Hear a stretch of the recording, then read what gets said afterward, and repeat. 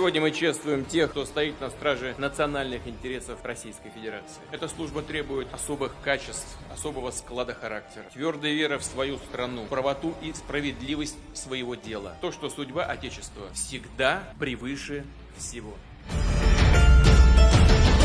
В любых условиях вы обеспечите безопасность Российской Федерации вместе с правоохранительными органами и грамотную работу по пресечению деятельности эмиссаров западных спецслужб. Борьбу при активной поддержке президента России возглавил наш первый президент, герой России Ахмад Хаджи Кадыров. Ваш опыт и профессионализм помогают сохранять благополучную обстановку в регионе. Благодарю сотрудников органов государственной безопасности за достойную службу. Мы воздаем должное сотрудникам, проявляем мужество и героизм, достойно выполняют свои обязанности в горячих точках, в том числе за рубежом. Скорбим о боевых товарищей, которые отдали свои жизни, выполняя служебный долг.